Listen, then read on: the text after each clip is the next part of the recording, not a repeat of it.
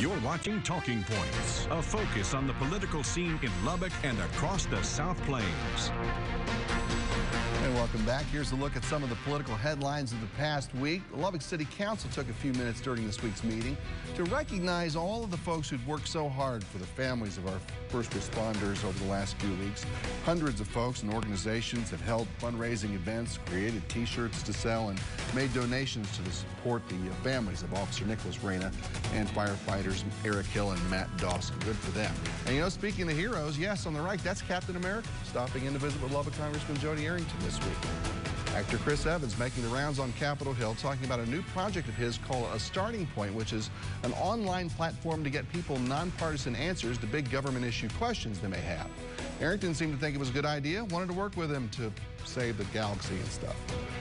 Latest Texas Lyceum poll released this week shows Joe Biden with a 2-point lead here among Democratic presidential candidates, but also this interesting twist. The only Democrat close to beating the president in a hypothetical general election is not Biden, but Bernie Sanders. He's behind Trump 50-47 in the poll, but that's within the margin of error. And West Texas farmers are one step closer to being able to grow hemp, and that's because the USDA has now approved the state ag department's overall plan for growing it here.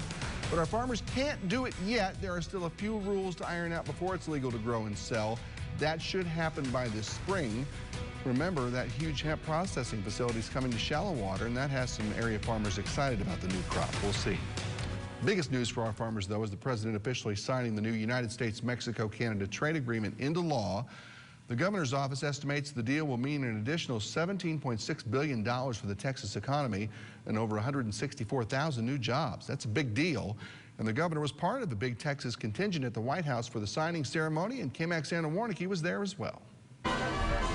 President Donald Trump is celebrating a big White House win. Today, we're finally ending the NAFTA nightmare. The president invited 400 guests to the White House lawn as he signed the United States-Mexico-Canada trade deal into law. The largest, fairest, most balanced and modern trade agreement ever achieved. The three countries originally approved the deal in 2018, but for more than a year, Democrats refused to approve it without stronger labor and environmental standards. We're going to have $70 billion in economic growth across the country. Texas Republican Congressman Jody Arrington was at the ceremony. He says the deal is a big victory for agriculture. Things are looking better and the future's looking brighter for our producers who've struggled. The USMCA trade deal is expected to generate more trade between the three countries, and Governor Greg Abbott says border states like Texas are already preparing for more activity at the ports of entry. It'll be gradual, it'll work its way up, but the good news is that the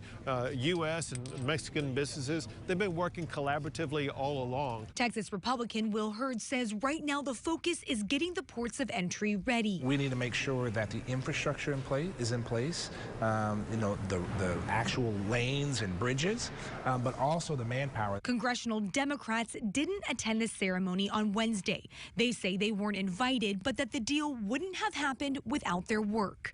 In Washington, I'm Anna Warnicki.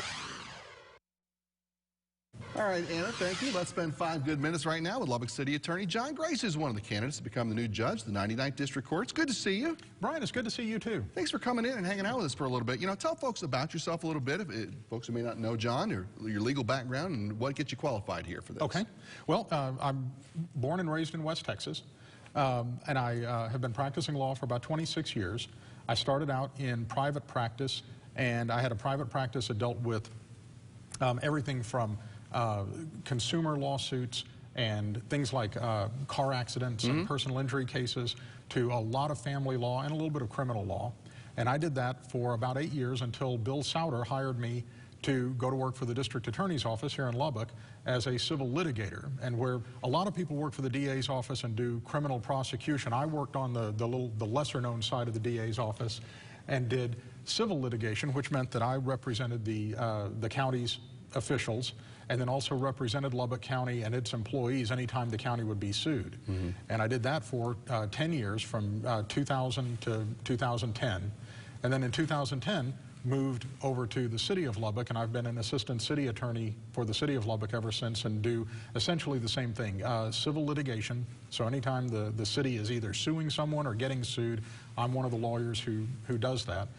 Most of the work is personal injury cases involving anybody who's driving for the city who gets into a car wreck, or civil rights lawsuits involving our police officers. Gotcha. And then the kinds of cases that are unique to city government, so things having to do with taxes or fees or land use.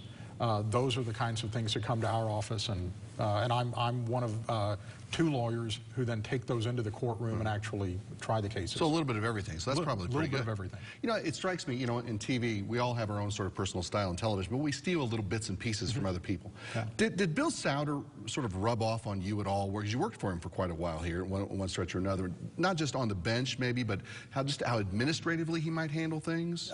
He did. He had 2 very important lessons that he taught to everybody that came through the office. The first was he had his kind of motto was do the right thing for the right reason. And that where it kind of percolated down was that if we felt that a case needed to go a certain way, there was no office politic that said, well, it's got, you know, this is how we handle these things. He gave us all great discretion to go in and do what needed to be done with each case that we handled. The other thing that Bill did was there were signs that in fact, they're still up. And so if you go into the district attorney's office, you see these signs, and it's the code of ethics for a criminal prosecutor. And what it says is, it is the duty of the prosecutor not merely to convict, but to see that justice is done. And again, it goes back to using discretion, and in other words, we were not to go prosecute a case simply because we were the state of Texas, and that's kind of what people thought our jobs were. Right. If a case needed to be dismissed or if a case needed to be adjusted in a certain way, we were to do that in order to make sure that justice was served. I know you make a point to folks know philosophically you're a conservative Christian as well. That's right. Does that play a role in a judge's role in any particular case necessarily? I'll tell you how being a conservative affects being a judge. You'll hear a lot of judicial candidates talk about following the law and not legislating from the bench. And that really fits in with being a conservative, because conservatives believe that there are certain principles that you follow. In the legal realm, it's you follow the statute as it's written, you follow the Constitution as it was written, and you follow the case law and let that guide your decision making. Whereas a more liberal or progressive point of view is to look at everything situationally. How does this make you feel? How do you, and that gets into, well, how do I think this case ought to be? What do I think the outcome ought to be? And that's a bad way to practice law. That would be like a referee in a football game, and you know, today we've got a big football game. Right. So a referee in a football game saying, well, you know, Patrick Mahomes is a great guy, and Kansas City really ought to win this game, and so I'm going to kind of, you know, let's see if we can make that happen. Right.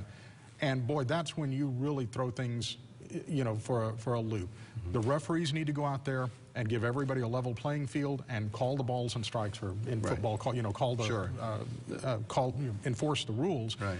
But not go in there saying, I'm a Chiefs fan and therefore I'm gonna make this go a certain way. And judges need to be doing the same thing. It's not our job as a judge to decide who ought to win or lose. It's to call those balls and strikes, follow the law, follow the Constitution, and then let the outcome take care of itself.